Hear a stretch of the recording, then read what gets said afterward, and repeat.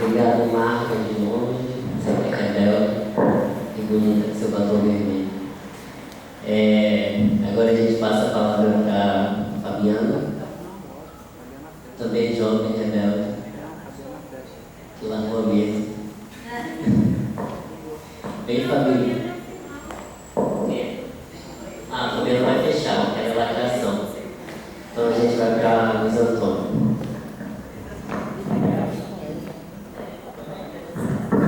Bom, primeiro a felicidade, né, a satisfação de ouvir Margarete, né, e também a oportunidade de me reunir aqui com colegas cúmplices, né, nessa tarde de hoje. Eu escrevi para facilitar a minha vida e ficar atento a Igor, que seguramente vai me cobrar quando o relógio marcar aquela hora fatídica. Bom, o futuro é aquele momento no tempo que nunca chega. Celebração é aplauso, aclamação, festejo, aniversário. E estamos aqui reunidos, estamos juntos, envolvidos, compenetrados, todos com a vontade de celebrar, enfrentando algo como se fosse o fim de uma viagem que não tem ponto de chegada. É um fim que começa. E as surpresas estarão sempre presentes e se renovam. Na oportunidade, aproveito para celebrar também os grupos, né, mais velhos, os 20 mais 20 anos do Núcleo de Tecnologia da Preservação e da Restauração, do 20 mais 10 anos do Laboratório de Estudos Avançados em Cidade, Arquitetura e Tecnologias Digitais, e dos N mais N anos dos demais centros, laboratórios, núcleos, que escondem as idades ou não se querem celebrar. Seria importante associarmos, vez que a periodicidade anual dos acontecimentos se impõe, o aniversário recente, sem celebração, em 5 de outubro de 2022, da nossa Constituição Cidadã. Se o laboratório urbano fosse um corpo de 20 anos, portanto, iniciando a vida adulta, seu cérebro, até então impulsivo e irresponsável, já estaria buscando trilhar o caminho da sensatez. E estaríamos celebrando o fim do crescimento, da puberdade, a desaceleração do metabolismo e a inexorável distribuição das gordurias no corpo. Como estaríamos buscando eleger ou tomar as melhores decisões. Mas lembremos que, atrelado ao corpo, estaria a mente e o mundo ao nosso redor. E essa dimensão biopsicossocial faria o laboratório urbano preocupado com a perspectiva da estabilidade. Se fosse assim, perderia a sua audácia e estaria atormentado na busca da verdade. O laboratório urbano, que aqui eu chamei de LU, né? Ou seja, lá estaremos todos no laboratório urbano, é um corpo social vertebrado por anônimos vaidosos, por cometas, por teimosos subjetivos, narradores, perseverantes e persistentes na construção do lugar político do conhecimento. Espero que, celebrando a idade da porcelana, saibamos dosar as preocupações com o futuro e a insegurança e, de certo modo, um certo desespero em relação ao futuro. A porcelana é um tipo de cerâmica bastante delicada, sempre preciso muito cuidado para que não se quebre. e 20 anos se comemora boda de porcelana, daí a alusão. A ação de celebrar pode nos remeter às ideias também de reconciliação, de união, de transformação. Adianto que não vou recorrer a nenhuma dimensão da espiritualidade para me integrar a essas celebrações, mesmo porque, quem sabe, não devesse fazer a festa e deitar os foguetes e correr atrás das canas, como dizemos nós. Soltar foguetes e correr atrás das flechas significa alegrar-se sozinho com algo que se é, de certa forma, autor. Meu direito de celebrar e recolher as flechas seria o da segunda infância do grupo, vez que fui abduzido quando o grupo fazia 10 anos, apadrinhado por Vudrum, gospel, e acolhido generosamente por Paula e demais colegas pesquisadores, atraídos também pelo foco da pesquisa, experiências metodológicas para a compreensão da complexidade da cidade contemporânea. E a meta proposta da investigação, metodologia de apreensão da complexidade das cidades no atual contexto de espetacularização urbana, buscando articular três linhas de abordagem que costumam ser tratadas separadamente: historiografia, apreensão crítica, experiência estética corporal. Mas está lá pelos habilidosos colegas que produzem os materiais gráficos do grupo, que a ideia é 20, e ali tem um plus, que eu chamei de mais, indicando algo de positivo e que se quer uma adição. Então, eu atento para essa observação dos colegas, bastante discreta, que nos avisa e nos adverte que querem muito mais. Eu entendo que o aviso de que queremos mais 20 anos, e nele, cumpre observar que estamos sempre a fazer planos e temos vários sonhos e objetivos que desejamos realizar. Mas eu confesso que levei um tempo para descobrir que palavras como sonhos, planos, metas e objetivos sempre dizem respeito ou está implícita a ideia de futuro. Mas o que moveu o laboratório urbano, em qual órbita gravitou nesses tempos de 2 décadas de reflexão, construindo o futuro? Enfatize, construindo e não observando. Mas investigar, enfrentar metodologia de apreensão da complexidade das cidades brasileiras não é um desafio fácil, muito menos superado com pouco esforço. Esbarramos de cara com as consequências danosas para a formação do nosso país face à escravidão. O Brasil, entre os países do continente americano, foi o último a acabar com o trabalho escravo e não foi colocado em prática um programa de Estado que planejasse para a população negra uma adequada transição da condição de cativos para a de sujeitos livres. A ausência de um projeto de transição da escravidão para o trabalho livre revela-se em nossas cidades e está arraigado no pensar o urbanismo, no pensar as cidades em si.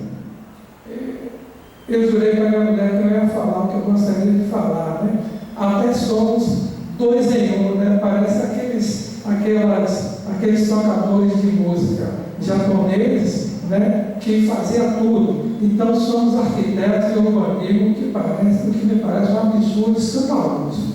Bom, aí eu falei, Bom, uma observação. Não vou recorrer ao IFA, um sistema oracular, um princípio de adivinhação e interpretação por meio de signos chamado Odu, para enfrentar o desafio dessa história de futuro. É evidente que os nossos 20 anos estão referidos a uma contagem de tempo específico dentro do calendário gregoriano, adotado em boa parte dos países. Mas qual seria o tempo cronológico do nosso laboratório no calendário islâmico, no calendário judaico, no calendário chinês, entre outros? Neste mundo VUCA, volátil, incerto, complexo, ambíguo, onde somos bombardeados de informações 24 horas por dia, o tempo todo dificultando a criação de cenários assertivos para a tomada de decisões, passa a sensação de que não sabemos escolher, pois parece que estamos perdendo uma grande quantidade de oportunidades a toda hora e que tudo muda a toda hora. Quanta coisa aconteceu nesses 20 anos? A década 2000 começou com uma grande polêmica, o chamado bug do milênio, que consistia, na verdade, de uma deficiência dos sistemas desenvolvidos no século XX, que guardavam e interpretavam as datas com apenas 2 dígitos do ano, por conta da pouca capacidade de armazenamento dos computadores da época. O temor era que, após a virada do milênio, os sistemas interpretassem o ano 2000 como 1900, causando um caos no sistema financeiro. Mas houve poucos erros decorrentes desse problema, demonstrando-se quase inofensivo. No entanto, houve o atentado às Torres Gêmeas, as invasões do Afeganistão e do Iraque, a criação das redes sociais, o acidente nuclear do Japão, terremotos, tsunamis, eleição do primeiro negro presidente dos Estados Unidos, o primeiro Papa latino-americano, o Brexit, saída do Reino Unido da União Europeia, iniciado em 2017, a Sony lançando o videogame PlayStation, da época de... Ele é mais velho, então não serve. Vladimir Putin, eleito presidente da Rússia, o processador Pentium 4, a banda U2 lançando o álbum Tudo o que não pode ser deixado para trás e muito mais. Quero, por fim, lembrar a extrema pobreza no Brasil, que essas décadas que nós estamos perseguindo do ponto de vista de construir uma reflexão, né? Essa pobreza extrema hoje, ela está em torno de 13 milhões de pessoas, o que equivale ao tamanho da população de Portugal ou de Cuba, e a renda desses segmentos equivale a mais ou menos venda mensal a 2 pizzas que a classe média teima em comer, fazendo aquelas gorduras migrarem alucinadamente pelo corpo. A narrativa histórica, como toda narrativa, a articulação de acontecimentos e personagens para acompanharmos a trama onde se assenta a complexidade da cidade contemporânea, num mundo que abrigava 6 milhões de pessoas em 2000, que deverá atingir 8 bilhões, 6 bilhões, que deverá atingir 8 bilhões, faça-se a ressalva, segundo projeções, deverá atingir agora em novembro. Ao lado disso, no Brasil, 175 milhões de habitantes existiam em 2000, passamos para 215 milhões, também segundo projeções. Na Bahia, em 2000, éramos 13 milhões de habitantes, e agora, em 2002, também segundo projeções, veja que eu estou preocupado com as projeções, somos 15 milhões. Bom, o tempo se move, viajamos no tempo, o laboratório urbano caminha com o tempo e caminha freneticamente, associa seu destino a ser um espaço inclusivo, diverso, um lugar de promoção do trabalho crítico.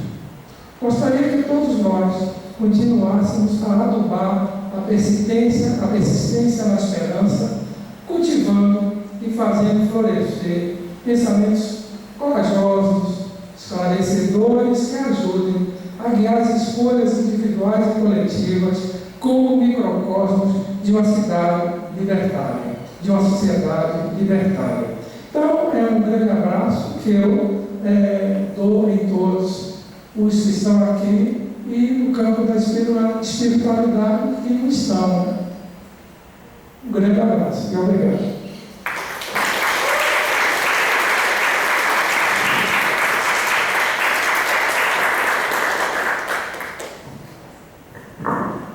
Certeiro não tem. Obrigado, jovem urbanista. Agora a palavra para o nosso jovem historiador, Washington. Assusta mesmo.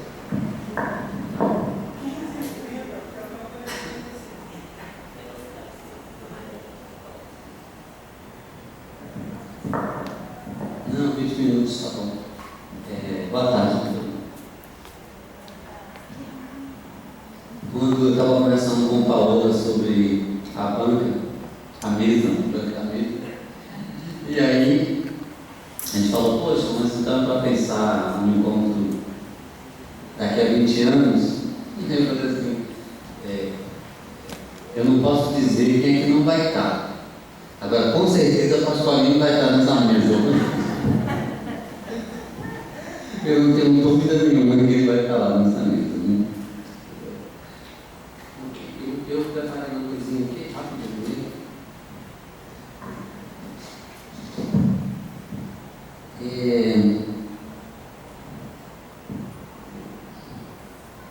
Eu não sei falar muito essas coisas assim do passado.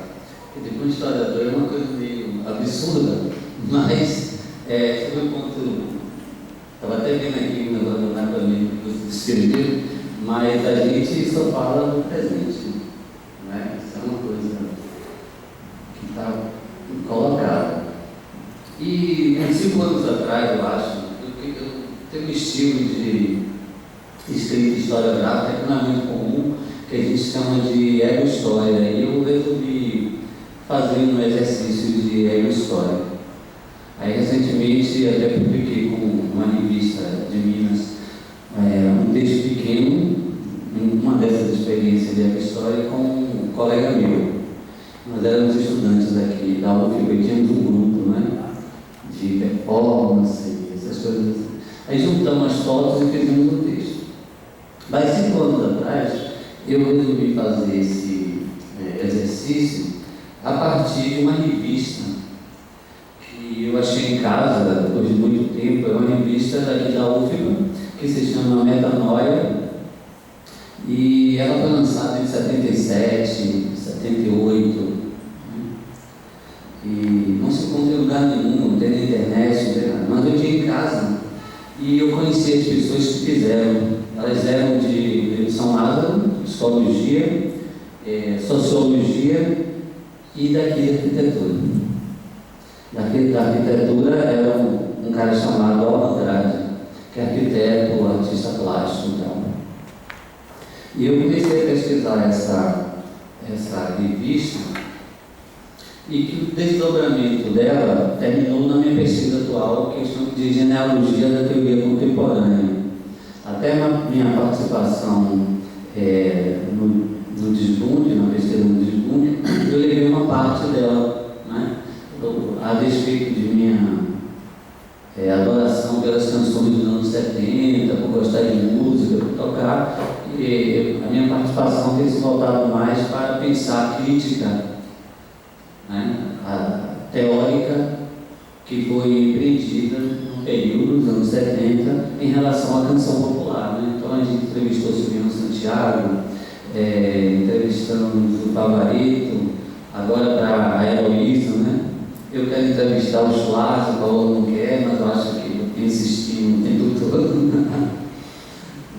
Mas aí, por que eu estou falando isso? Porque quando eu peguei essa revista, que são 4 números, então vai sair um livro aqui pela UFBA, que tem um capítulo que eu escrevi sobre essa revista, E eu estou fazendo agora um opúsculozinho sobre essa revista, uns 4 capítulos, não tem muito tempo para dispensar para ela. E essa revista, no final dos anos 70, algumas das pessoas assistiram a palestra do Foucault aqui na Bahia, né? Estavam lá presentes, tem o nome dele lá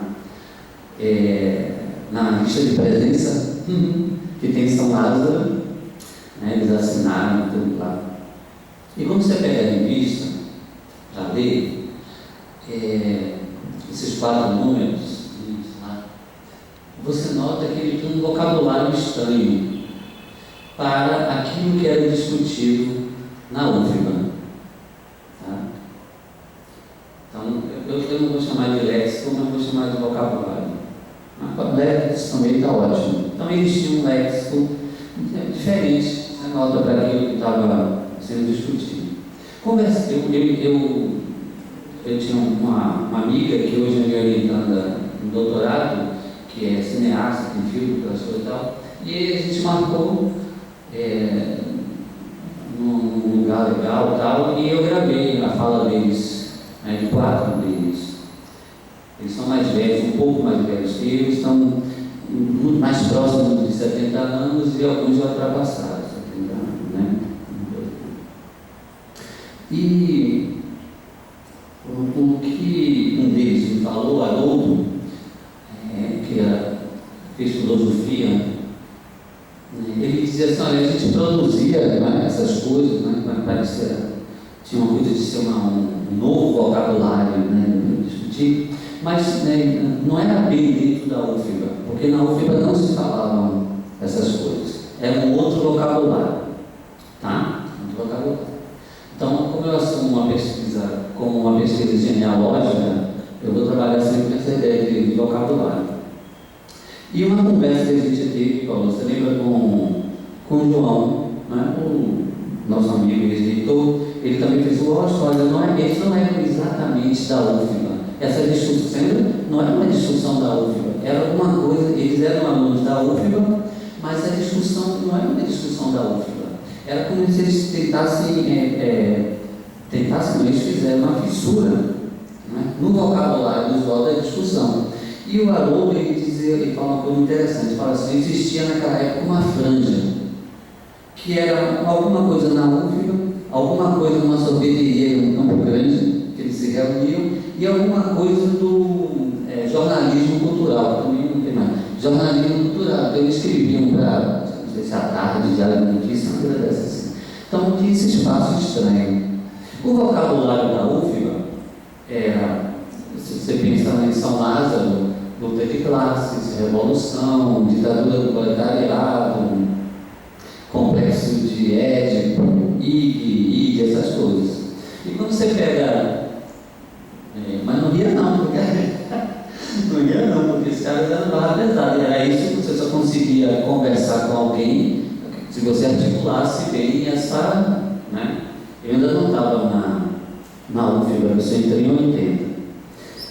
Mas eles em 70, no final dos anos 70, você pega a revista, aí tem lá disciplinarização da cidade, espetacularização, nomadismo.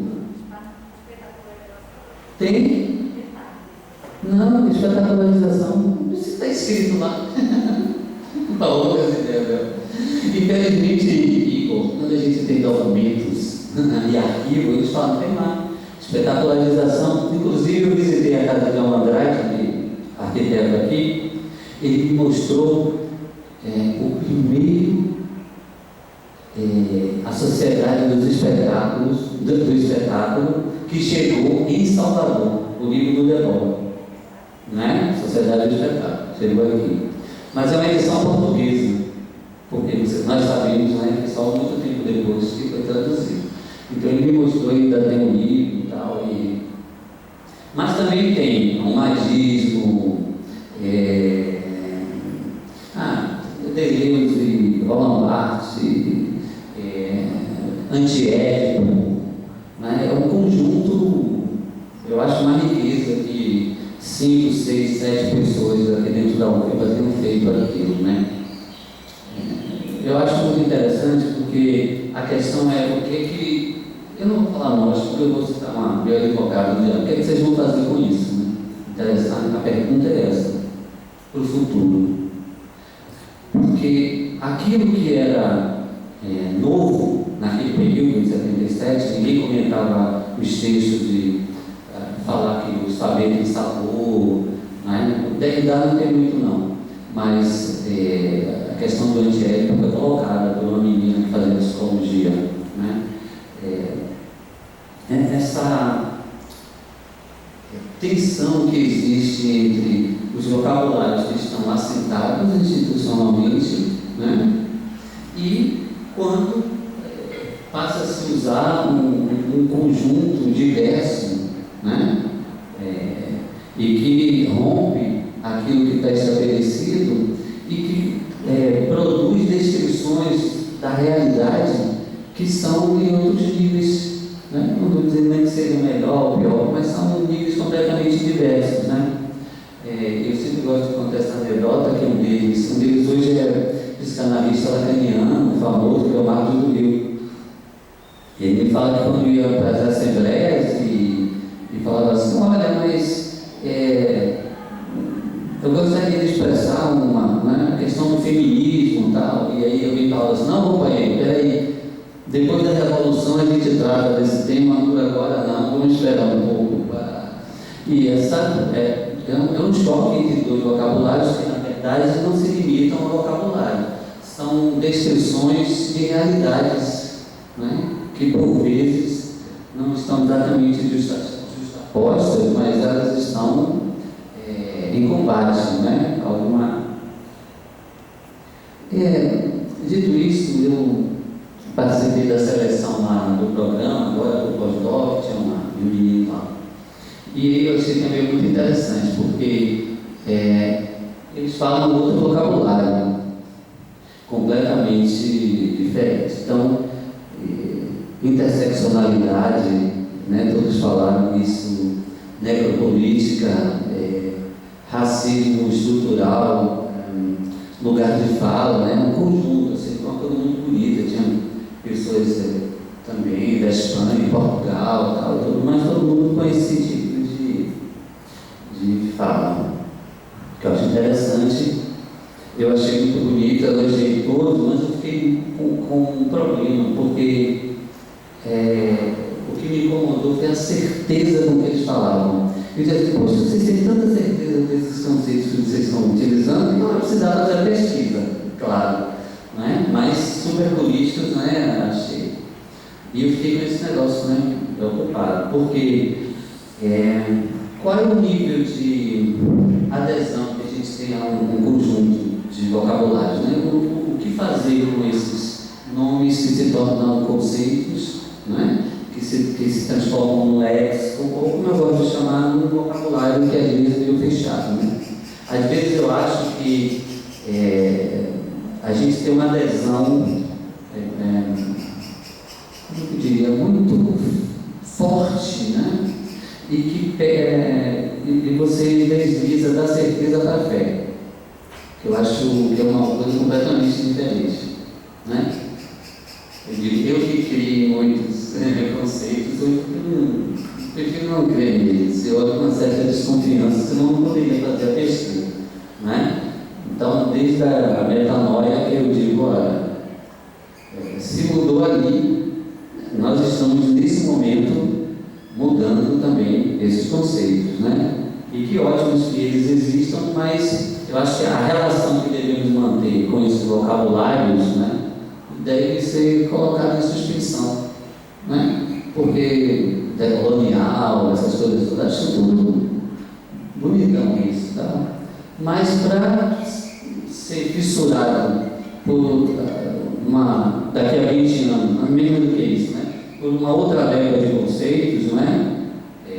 Que trazem outras realidades, eu acho que isso é o que acontece, pelo menos o que eu vejo na minha pesquisa, né?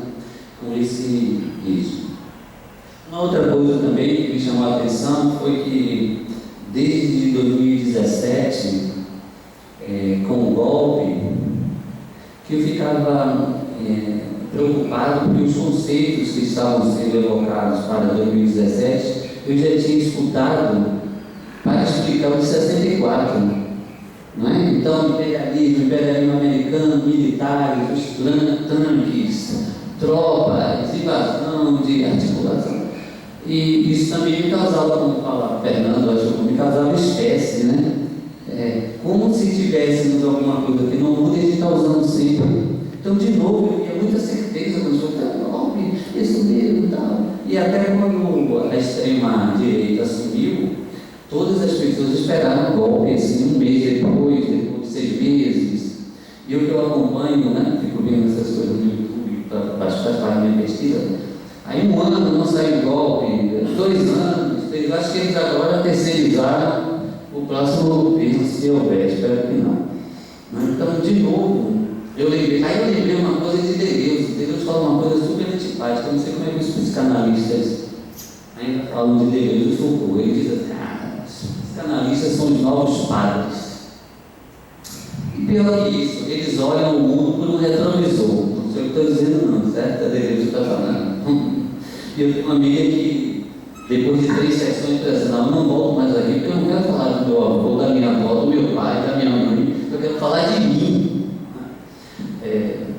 Brincando com isso, eu acho que, por vezes, não sei, talvez, o que eu chamo de hipertrofia teórica, né, na minha pesquisa, ela não está muito preocupada com o presente. Eu acho que isso tem um problema, você tem que ter um cuidado com isso, né? Parece que a gente está olhando muito pelo retrovisor. Eu tenho alucinado meus alunos no meu curso de doutorado toda quinta pela manhã. Por exemplo, quando a gente fala em racismo estrutural, eu digo assim, por que estrutural? Deve ter, quantos anos que a gente pode falar em estrutura, estrutural, estruturalismo? A gente é do tempo lá, que era um inferno nas universidades, nos anos 70. Eu devo ter uns 40 livros. Estruturalismo na sociedade, a estrutura política do Brasil, a filosofia estrutural de Marx. Então, é uma... Ótimo, estou terminando. E aí me causa também espécie que a gente esteja falando do racismo no Brasil, mas que lance mão de um conceito que estava completo, né? De uma ideia, de um conceito completamente estava na lata de lixo da história.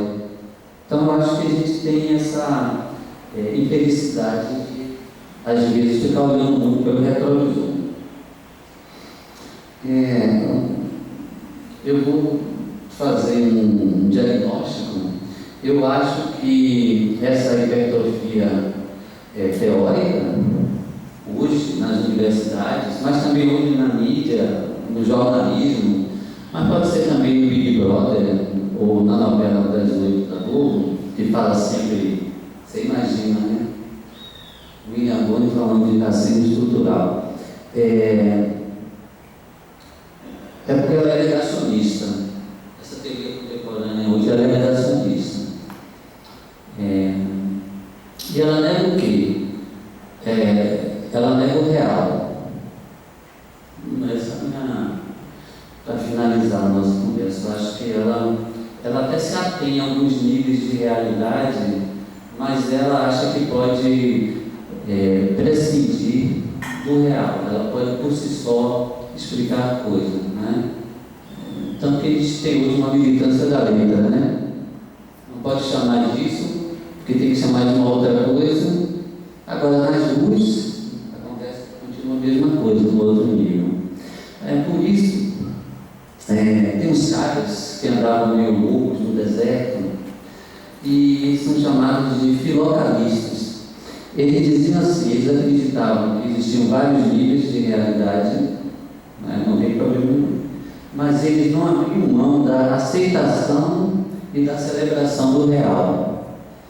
Eu espero que nos próximos 20 anos que o laboratório procure pensar um pouco nisso.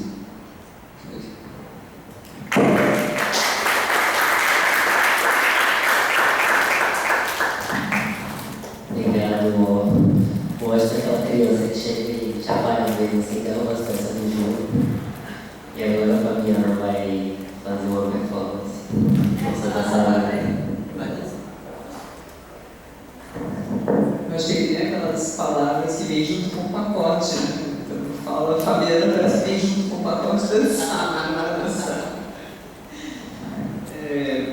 Bom, boa tarde, todo mundo. Queria dizer, em primeiro lugar, que, bom, além de ser uma alegria, né, uma honra estar aqui com todo mundo hoje por causa disso, por causa dos 20 anos, é também uma honra e uma alegria a gente ter a oportunidade de imaginar 20 anos adiante, né? O que a gente pensa sobre nós e sobre tudo que a gente viveu e tudo que a gente ainda pode viver em mais 20 anos. Até isso, né? Imaginar quem vai estar na mesa, tudo isso. Com certeza.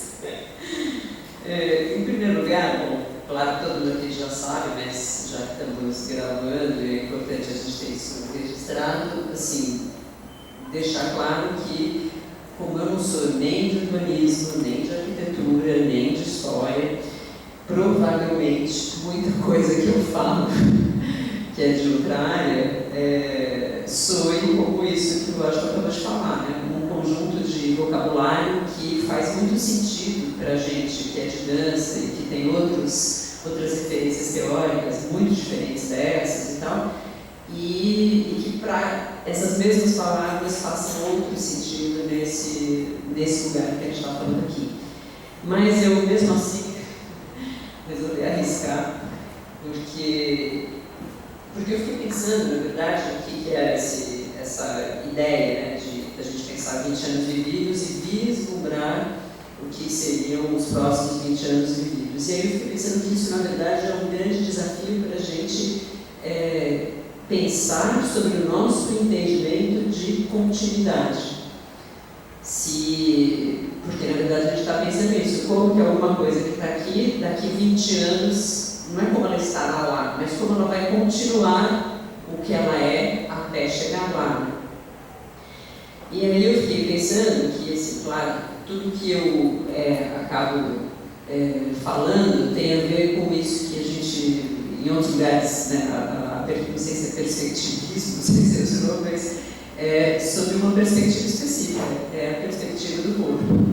E o que eu falo quando eu digo é a perspectiva do corpo é porque eu tomo o corpo como um modelo de pensamento. Não é um modelo porque aquilo vai modelar e aquilo vai me ajudar a esclarecer tudo na vida. Não é um oráculo, mas é uma ideia de modelo como o Flusser falou lá no texto que a gente viu na aula, sobre o que é um modelo de voo que inspira a criação de um avião. É um modelo de voo. Você conhece voo de pássaro, então aquele é o modelo de voo que você conhece. E você vai criar coisas que voam a partir do modelo de voo que você conhece. Então é um modelo de raciocínio, é um modelo de entendimento das coisas, não é um modelo de explicação.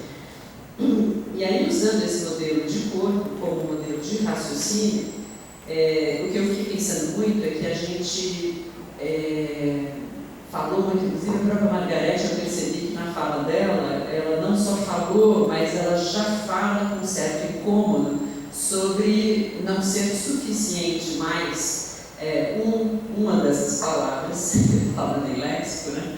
Uma dessas palavras que já foi assimilada pelo laboratório há algum tempo e que tem a ver com esse modelo de corpo, que é essa ideia de processo. Então, essa ideia de processo foi assimilada já naquele entendimento de que processo é um conjunto de interações. Processo não é só um acontecimento, é um conjunto de interações que está acontecendo ali naquela circunstância. E a gente fala sempre em processo em relação a configurações, que a configuração é aquilo que é uma síntese transitória de um processo. Então, o processo está correndo e essa síntese transitória daquilo que continua acontecendo, a gente chama de alguma coisa configurada. Então, a gente, na verdade, já incorporou isso, todo mundo trata disso, todo mundo fala disso, e a gente, na conversa ontem sobre arquivo, se ouviu muito a preocupação do grupo todo e da própria ideia da pesquisa arquivo, constituir um arquivo como uma coisa processual, como uma atividade processual, uma pesquisa processual, um arquivo processual, a ponto da gente chamar, da gente ouvir eles, um grupo chamando de arquivo vivo.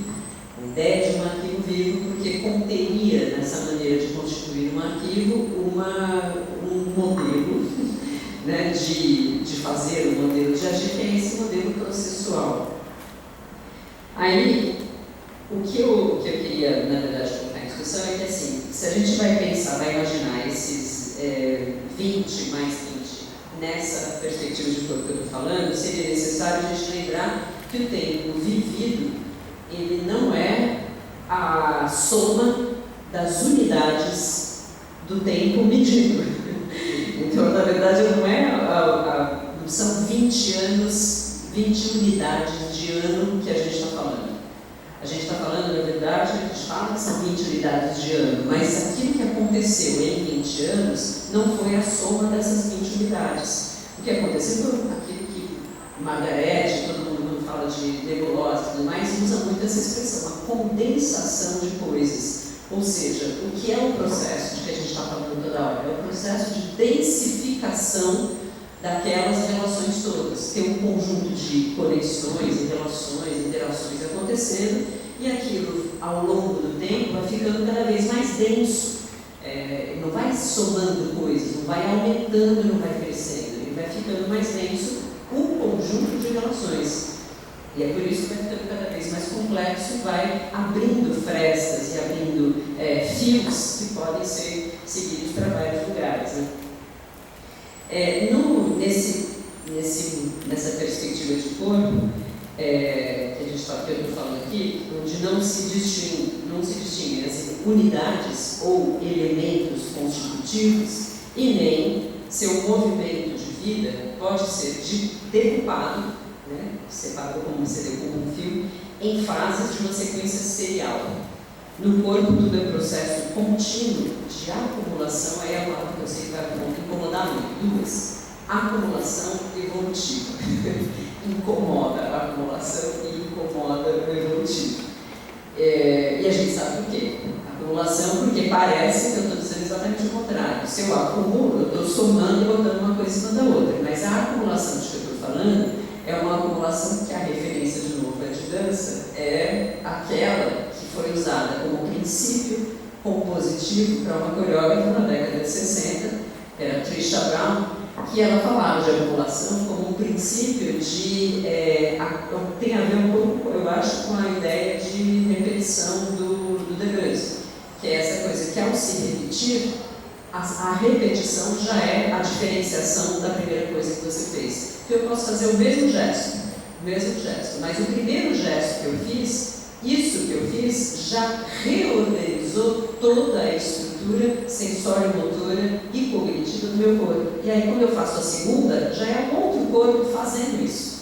E esse outro corpo fazendo isso significa que o segundo, então, que eu estou fazendo, já é completamente diferente do primeiro, embora pareça igual. E ela então faz essa brincadeira de fazer composições coreográficas em que são aparentemente somatórias de gestos que faz um, depois faz um e outro, faz um, outro e outro, um, outro, outro e outro, e aí você vai quase parecendo que está somando, mas a cada vez aquilo vai ficando mais complexo e completamente diferente do primeiro, do segundo, do terceiro que você fez. Né? E eu sei que também incomoda o evolutivo, porque o evolutivo continua com aquela carga pesada da ideia de alguma coisa que melhora, que evolui, que é superior, que vai cada vez adiante para ficar cada vez melhor. E o evolutivo que eu uso aqui é o evolutivo reles, simples, que está em todas as teorias biológicas, que tem a ver com o Darwin, óbvio, mas essa ideia de que o que é que evolui? É tudo aquilo que se modifica. Basta se modificar e a coisa será evolutiva. Então, ser evolutivo significa estar em processo de constante modificação. Isso é ser evolutivo. Um sistema não evolutivo é um sistema que recusa a modificação, que se retrai à modificação. É o que para a gente, como conduta humana, a gente chama de seres vivos reacionários. É isso. Bom, mas aí isso é importante porque é por isso que eu, retomando um pouco a conversa que se teve ontem sobre arquivo, que era uma ideia de pesquisa que buscava tomar os documentos produzidos pelo grupo ao longo dos seus 20 anos de atuação para constituir um arquivo como um legado para a história que este grupo teria deixado. Essa ideia de evolutivo impede que a gente pense, por exemplo, as ideias que apareceram ontem em torno da ideia de arquivo, né? De que o corpo seria um arquivo.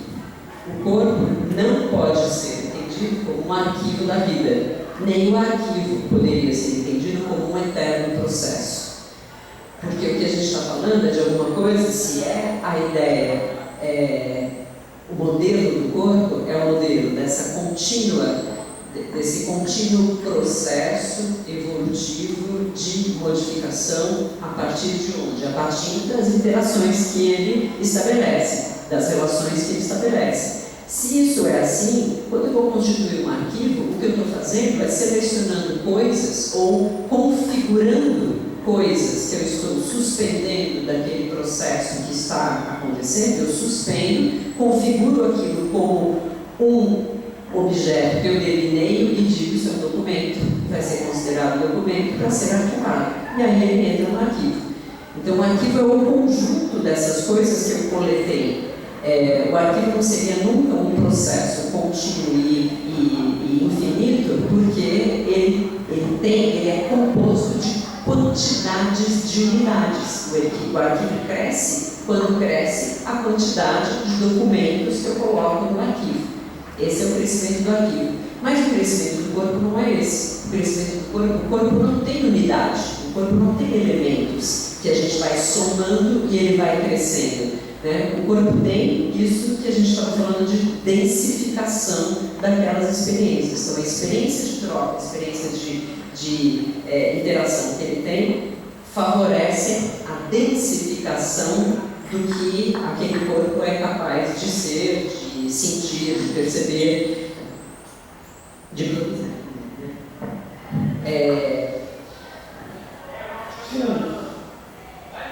Bom, a gente falou então, né, dessa pesquisa, e a gente falou do livro Pequeno Léxico, como ele sendo uma configuração concebida dentre as inúmeras possibilidades sugeridas pelo conjunto então configurado de um arquivo.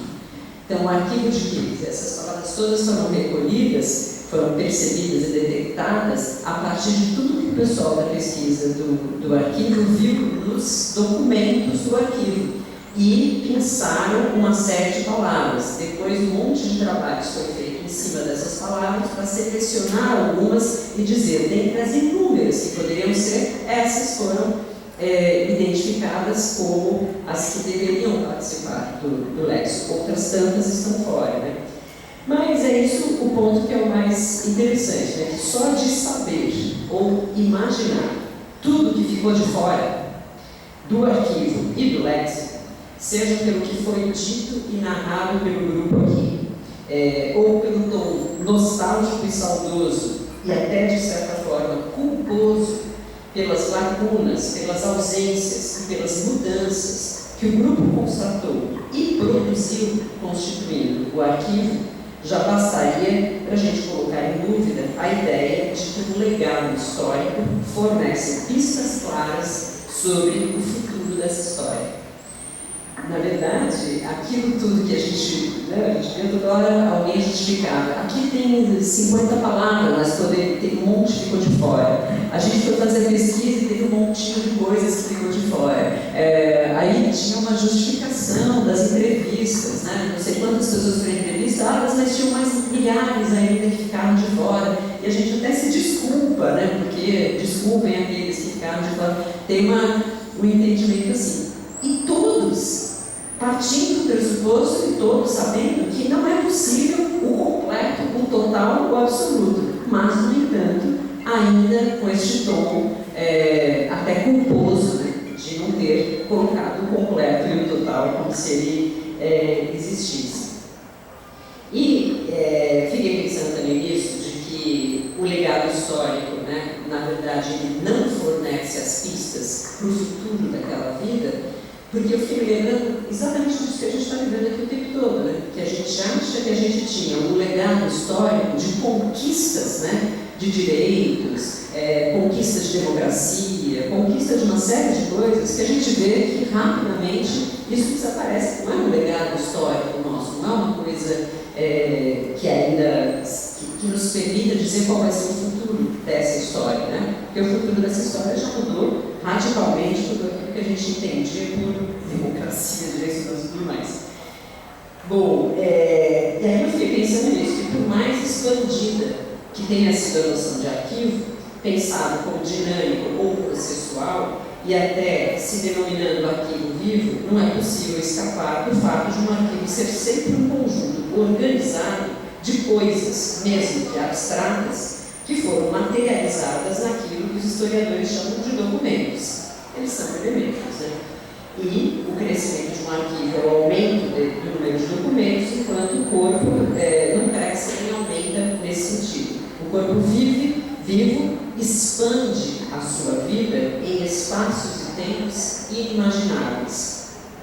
Um arquivo ou qualquer outra forma configurada de algum legado, mais ou menos estável, como são as nossas tradições e princípios, nossas gírias e jargões, de novas palavras, nossos gestos, condutas e até mesmo nossos desejos, impulsos e confabulações, só nos permite vislumbrar sua própria continuidade no tempo se admitirmos o que propõe a perspectiva do corpo, que é a ideia de que a continuidade de existência depende da sua disponibilidade para modificar-se pelas interações que vive, ou, para usar a terminologia do meu campo de referências teóricas, que continuar vivo depende de assegurar não a conservação das formas ou das configurações do corpo, mas assegurar a permanência da vida desse corpo.